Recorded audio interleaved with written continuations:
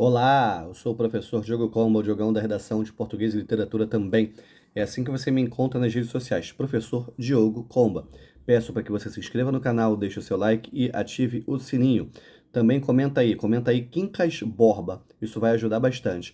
Você que fez o primeiro exame de qualificação e não foi bem, que você que não tirou A, por exemplo, aconselho fortemente que você faça o segundo. E se você for fazer o segundo, você precisa ler Quincas Borba de Machado de Assis. E eu vou começar aqui agora a leitura comentada, beleza? Vamos lá, capítulo 1. Rubião fitava a enseada, olhava a enseada. Eram 8 horas da manhã. Quem o visse, com os polegares metidos no cordão do chambre, à janela de uma grande casa de Botafogo, cuidaria que lhe admirava aquele pedaço de água quieta, mas em verdade, vos digo, que pensava em outra coisa. Cotejava o passado com um presente. O vos digo, né? Machado de Assis tem muito isso quando ele estabelece uma conversa com o leitor, o que a gente chama, às vezes no cinema, né, de quebra da quarta parede. Que era há um ano professor, que é agora capitalista. Olha para si, para as chinelas, umas chinelas de Tunis, que lhe deu recente amigo Cristiano Palha. Para a casa, para o jardim, para a enseada, para os morros e para o céu. E tudo, desde as chinelas até o céu, tudo entra na mesma sensação de propriedade. Vejam como Deus escreve direito por linhas tortas, pensa ele. Se Mana Piedade tem casado com Quincas Borba, apenas me daria uma esperança colateral. Não casou, ambos morreram, e aqui está tudo comigo, de modo que o que parecia uma desgraça, reticências, fecha aspas. Agora vamos para o capítulo 2. Que abismo que há entre o espírito e o coração. O espírito do ex-professor, vexado daquele pensamento, arrepiou o caminho, buscou outro assunto, uma canoa que ia passando. O coração, porém, deixou-se estar a bater de alegria. Que lhe importa a canoa, nem o canoeiro, que os olhos de Rubião acompanham arregalados. Ele, coração, vai dizendo que uma vez que a mana Piedade tinha de morrer. Foi bom que não casasse.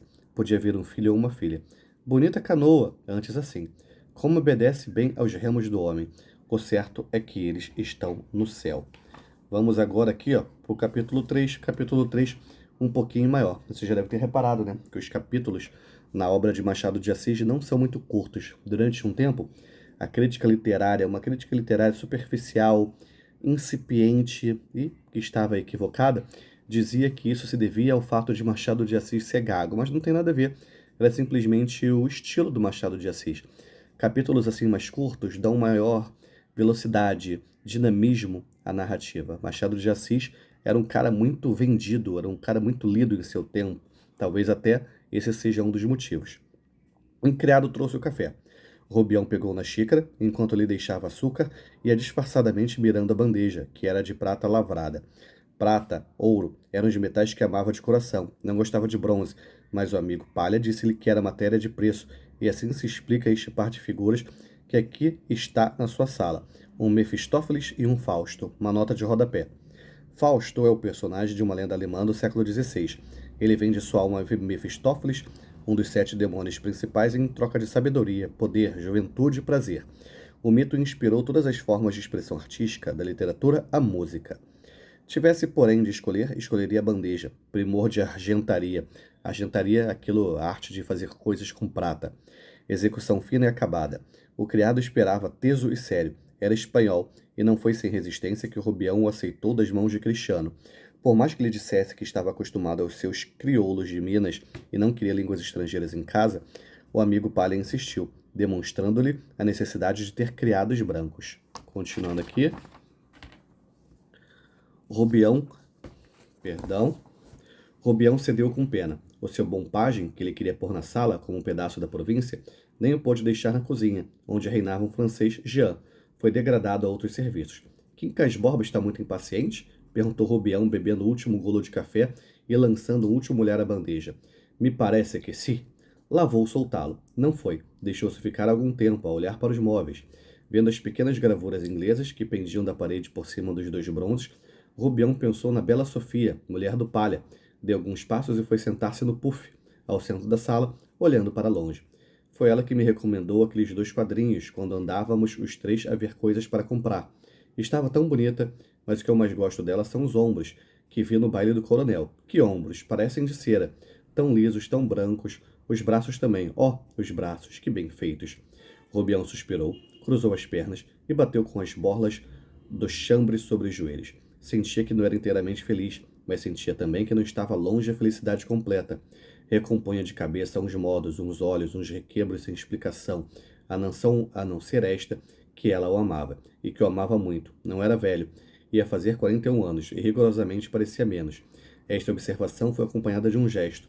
Passou a mão pelo queixo, barbeado todos os dias, coisa que não fazia dantes, por economia e desnecessidade. Um simples professor. Usava suíças, mais tarde deixou crescer a barba toda, tão macias que dava gosto passar os dedos por elas, e recordava assim o primeiro encontro na estação de Vassouras, onde Sofia e o marido entraram no trem da estrada de ferro, no mesmo carro em que ele descia de Minas. Foi ali que achou aquele par de olhos viçosos que pareciam repetir a exortação do profeta. Todos vós que tendes sede, vinde às águas. Não trazia ideias adequadas ao convite, é verdade. Vinha com herança na cabeça, o testamento, o inventário, coisas que é preciso explicar primeiro a fim de entender o presente e o futuro. Deixemos Rubião na sala de Botafogo, batendo com as borlas do chambre nos joelhos e cuidando na bela Sofia. Vem comigo, leitor, vamos vê-lo, meses antes, à cabeceira do Quincas Borba. Certo? Vamos para o capítulo 4.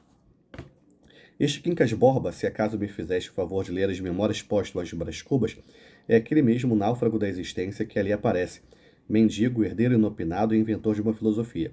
Aqui o tens agora em Barbacena. Logo que chegou, enamorou-se de uma viúva, senhora de condição mediana e parcos meios de vida, mas tão acanhada que os suspiros do namorado ficavam sem eco.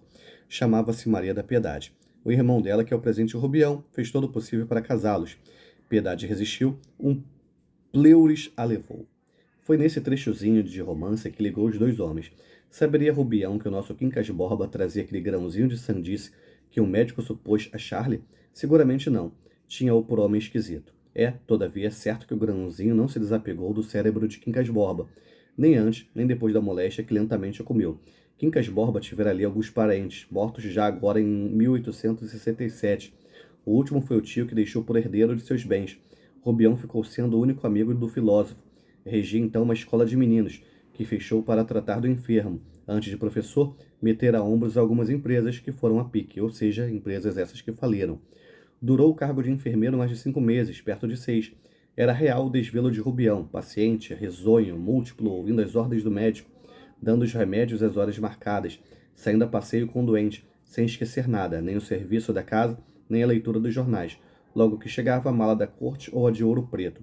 Ouro Preto tem aqui, cadê uma notinha de rodapé? Em 1807, Napoleão Bonaparte, ou Napoleão I, invadiu Portugal e a família real portuguesa se transferiu para o Rio de Janeiro. Desde então, a capital da colônia passou a ser também a corte, ou seja, a sede do governo monárquico. Continuando aqui, cadê onde eu estava?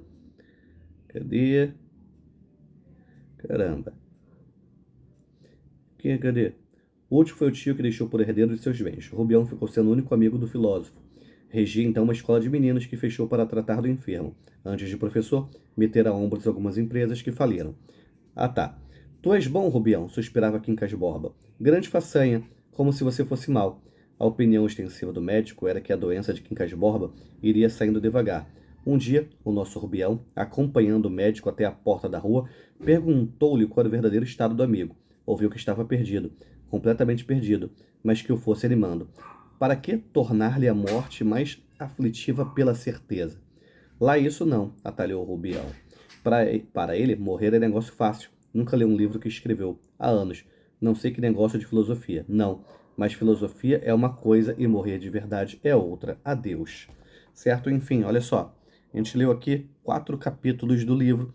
Vou até anotar aqui onde eu parei. Se eu não me engano, hoje é dia 22, ó.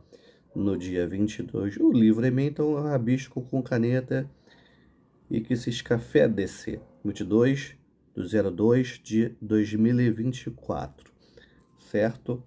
Vou pegar aqui um marca-texto. Não estou achando um marca-texto, então vai uma palheta de futebol de botão mesmo. Enfim, todos os livros estão aqui. Olha só isso, que curiosidade, ó. As mentiras que os homens contam. Quincas Borba. O conto de Aya. Caim tá aqui, mas eu tô usando como base pro celular, então não vou tirar. Comenta aí, Quincas. Que a força e a inspiração estejam com vocês sem dizer adeus jamais.